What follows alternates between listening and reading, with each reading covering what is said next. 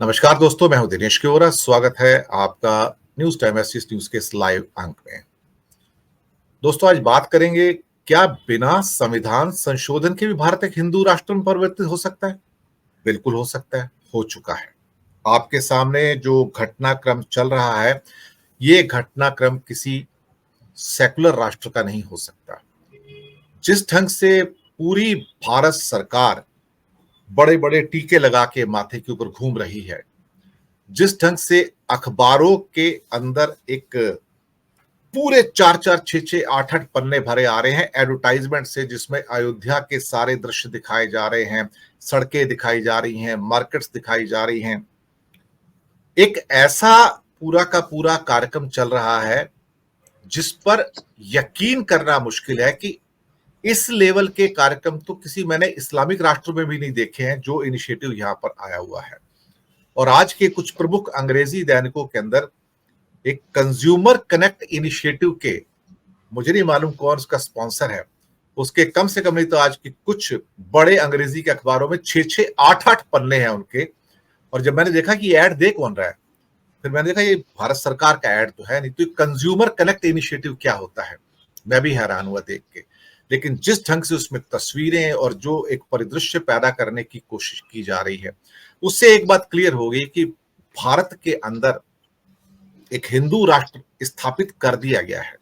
Even कुछ लोग जो पश्चिम बंगाल के हैं, वो ये कह रहे हैं अभी कि आप समझ नहीं पा रहे हैं कि नीचे वेव क्या चल रही है हिंदुत्व और राम की। मैं भी हैरान हुआ देखकर। दरअसल इसका एक काउंटर इफेक्ट भी होता है। कई लोग कहते हैं कि इससे Hindu Muslim divide, Hindu Sikh divide, Hindu Christian divide होगा। तो मैं अपने दर्शकों को बताना चाहूंगा कि डिवाइड का ये चैप्टर खत्म हो गया है। यानी कि हिंदू सिख, हिंदू ईसाई और हिंदू मुसलमान का डिवाइड का चैप्टर खत्म हो गया। ये 24-25 साल में खत्म हो गया। पहला चैप्टर खत्म हो गया इस सदी का। यानी कि वो डिवीजन पूरा हो चुका है। That work is accomplished. ये ध्येय पूरा हो गया। अब नेक्स्ट ध्येय है कि बिना संविधान संशोधन के इसको क्या हिंदू राष्ट्र में परिवर्तित किया जा सकता है? एक ऐसा हिंदू वर्ग जो कट्टर है, धर्मांध है और उग्र है। उग्र हिंदुत्व का उदय है इस समय। कल जैसे एक हमारे पास वीडियो आए थे जिसमें एक कांग्रेस का कोई जत्था पहुंचा था राम मंदिर के पास, उसका झंडा छीन के जिस ढंग से पैरों के नीचे कुचला गया और जिस ढंग के नारे लगाए गए और गाली गलौज हुए, वो भी हमने देखा। कुछ लोग कहेंगे चंद लोग हैं। नहीं, ये चंद लोग नहीं है। ये 20 से 30 करोड़ का सेगमेंट है। ये ऐसा ही सेगमेंट है जिसको आप इक्वेट कर सकते हैं जैसे कि सऊदी के अंदर एक वहाबी अंग पैदा हुआ था, जो बाद में आप देखेंगे अफगानिस्तान में, पाकिस्तान में अलग अलग रूपों में, जो ऐसा लगता है जो मदरसे से निकलता है और वो कट्टर होता है, वो किसी की बात सुनता नहीं है। वही चीज यहां पर निकल कर आ रही है। यहां भी एक मदरसा है, उसमें से एक कट्टर धर्मांध और उग्र हिंदुत्व का उदय हो रहा है। कुछ लोग कहते हैं नहीं, अंततः उदार हिंदुत्व की विजय होगी। लेकिन उदार हिंदुत्व बहुत वीक है इस टाइम। वो सिर्फ देख रहा है, क्योंकि जो कट्टर है उसके हाथों में तलवारें भी हैं, त्रिशूल भी है, और मंगलदोई आसाम में उसको पिस्टल और असॉल्ट राइफल की बजरंग दल के द्वारा ट्रेनिंग भी दी जाती है। और बाद में सुना केस शायद वो दफन भी हो गया, अब उसके बारे में कोई चर्चा नहीं होती है। आप किसी भी चीज को अंडर एस्टिमेट मत कीजिए, अंडर क्वांटिफाई मत कीजिएगा। यहां पर इस सदी की जो सबसे बड़ी लड़ाई है आने वाले 75 सालों में, आप पाएंगे वो लड़ाई होगी हिंदू वर्सेस हिंदू की, एक कट्टर हिंदू वर्सेस उदार हिंदू की। लेकिन इससे टू नेशन थ्योरी पैदा नहीं होती है। मुसलमान अलग नेशन नहीं मांगेंगे। यहां पर कट्टर हिंदुत्व किसको अग्नि दे रहा है? वो अग्नि दे रहा है कट्टर सिख धर्म को, खालिस्तान को। जैसे जैसे यहां पर उग्र हिंदुत्व की बात हो रही है, वैसे वैसे विदेशों के अंदर खालिस्तान मूवमेंट बढ़ता चला जा रहा है। और कुछ लोग कहेंगे कि नहीं, हिंदुस्तान में इसका असर नहीं है। बहुत बड़ा तबका है आज पंजाब के अंदर, मैं आपको सच बताऊं, जो आज इन खालिस्तानियों को सपोर्ट करता है। हम उसे अंडर एस्टिमेट ना करें। ये इसका काउंटर रिजल्ट है। मुझे लगता है कि जिस ढंग से भारत को बिना संविधान संशोधन के एक फुल फ्लैश हिंदू राष्ट्र में कन्वर्ट करने की बातें हो रही हैं, अगर इससे भी चिंता की रेखाएं माथे पर नहीं आती हैं, तो फिर कब आएंगी?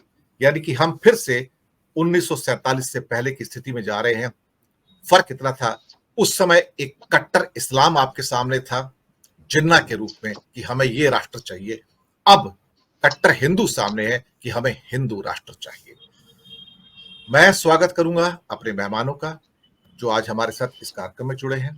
धनंजय कुमार जी, हेमंत कुमार जी, राकेश अचल जी और विवेक देशपांडे जी, आप सबका स्वागत है। पृष्ठभूमि मैंने बता दी है। धनंजय कुमार जी, आपका अपना प्रोग्राम शायद बहुत जल्दी शुरू होने जा रहा है 1 बजे, तो मैं आपको बांध के बिल्कुल नहीं रखूंगा। तो मैं आपकी टिप्पणी लूंगा, फिर आप साइन अप कर दीजिएगा, क्योंकि 1 बजे आपका टॉक शो है तो आप उसको फिर संचालित भी करना है आपको। परिदृश्य खतरनाक है। धीरे धीरे हम एक ऐसे सीन की ओर आगे बढ़ रहे हैं जहां से यू टर्न नहीं है। मैं आपको बताऊं, अगर हिंदू कट्टर हो गया तो कुछ बचता नहीं फिर यहां पर। मैं आपको सच कहूं, और इसको अंडर एस्टिमेट हम नहीं कर सकते, अंडर क्वांटिफाई नहीं कर सकते। This is an extremely dangerous sign. हम वास्तव में ही बारूद के मुहाने पर बैठे हैं। धनंजय कुमार जी, इसको आप रोक भी नहीं सकते। और आपने जो रखा है कि ये बिना संविधान संशोधन के, संविधान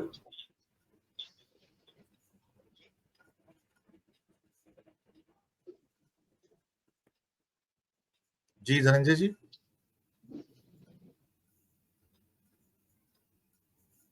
के हिंदू, हम हिंदू वेद के अनुसार चलते हैं, वैदिक हिंदू हैं, वेद देखा है। आप ये बताइए, जितने नारा लगा रहे हैं जय श्री राम के, 4 वेद के नाम देखे हैं उन्होंने? कैसा लिखा जाता है? यजुर्वेद कैसे लिखाता है? अथर्ववेद कैसे लिखाता है? पढ़ने तो छोड़ दीजिए, घुस करके देखने की। उपनिषद में कौन सी कहानियां हैं, क्या क्या कहानियां हैं पता है? आप इसको हिंदू मत मानिए। ये हिंदू धर्म को बर्बाद करने वाले लोग, ये इस्लाम के, जिसे इस्लाम में पैदा हुए ना, ढेर सारे अफगानिस्तान बना दिए, सीरिया बना दिया, क्या क्या बना दिया, तो उसी रास्ते पे हैं। इनको आप हिंदू मत बोलिए। फिर आप जो खालिस्तान की बात कर रहे हैं, समझिए इस देश के 20 टुकड़े हो गए, तो उससे क्या फर्क पड़ता है? बताइए जरा मुझे। पूरी दुनिया को मिला के एक दुनिया तो बना दिया ना आपने। यहाँ से जो आप प्रोग्राम कर रहे हैं वो अमेरिका में भी देखा जा रहा है, वो इजराइल में भी देखा जा रहा है, पाकिस्तान में भी देखा जा रहा है, आपके गांव में भी देखा जा रहा है। कैसे खड़खड़ आ रहा है? हाँ, हाँ, तो ये दुनिया जो है वो अब एक देश नहीं है। ग्लोबलाइजेशन के बाद ये दुनिया जो है एक धर्म की या एक देश विशेष की दुनिया नहीं है। ये दुनिया अब जो है सबके लिए है। और इस दुनिया में 2 महत्वपूर्ण लोग हैं, एक जिनके पास पैसे हैं और एक जिनके पास पैसे नहीं है। तो वो जो पैसे हैं और पैसे नहीं है वाली दुनिया जो है, जिनके पास पैसे नहीं है वो मरेंगे, चाहे वो बीमारी से मर जाए, अशिक्षा से मर जाए, आपस में लड़ते हुए मर जाए, मुसलमान आपको मार दे, मुसलमान है तो आपको हिंदू मार दे, मरना है आपको। दूसरे वो वर्ग है जिनके पास पैसा है, वो सबका भोज खाएंगे। वो अपने भाइयों का भोज खा लेंगे, वो अपने पड़ोसियों का भी भोज खाएंगे, सबका भोज खाएंगे वो। तो एक है जो मृत्यु भोज खाने वाले लोग हैं और एक है जिनकी मृत्यु होगी। मैं उसको हिंदू मुसलमान के नजरिए से नहीं देखता हूँ। हिंदू मुसलमान जैसा कोई फलसफा बचा नहीं है, वो झूठ है जिसको लाश को ढो रहे हैं। कोई इस्लाम नहीं है, कोई हिंदुइज्म नहीं है, कोई क्रिश्चियनिटी नहीं है, सब ढोंग है। और ढोंग इसलिए है कि पूरी दुनिया जो है इंटरनेट से चल रही है, बिजली से चल रही है। ये ना अल्लाह लेके आए हैं, ना गॉड लेके आए हैं, ना भगवान लेके आए हैं। ये जो अनाज उपजता है वो अनाज भी किसान उपजाते हैं। वो अगर आप डाउनलोड कर सकते हैं गेहूं तो बड़ी अच्छी बात है। मंदिर में घंटा बजा करके, चर्च में घंटा बजा करके, इस्लाम में अल्लाह अकबर करके अनाज पैदा कर लीजिए, बहुत बड़ी बात कर दिए। देखिए करके होता है क्या। तो मुझे लगता है ये सब जाने का समय है, इन सब के खात्मे का समय है। और 100 साल, 200 साल, 300 साल लगेगा, क्योंकि जहालत जो है ना 2 दिन में नहीं जाती। जैसे ज्ञान आने में समय लगता है, वैसे जहालत के जाने में समय लगता है। अभी लंबा वक्त है। यूरोपियन कंट्रीज में बहुत चीजें बदली है ना, आप देख रहे हैं, आपके सामने है कि यूरोपियन कंट्रीज एक तरफ है, अफगानिस्तान एक तरफ है, इजराइल और फलस्तीन की लड़ाई एक तरफ है। हमारे मुंबई शहर में झोपड़पट्टी भी है, जहाँ एक कमरे में 16 लोग रहते हैं। हमारे इसी मुंबई शहर में नरीमन पॉइंट है, जहाँ पे एक बड़ा सा घर है, 6 कमरे का, एक आदमी रहता है और 6 नौकर रहते हैं। इसी मुंबई शहर में मैं देखता हूँ।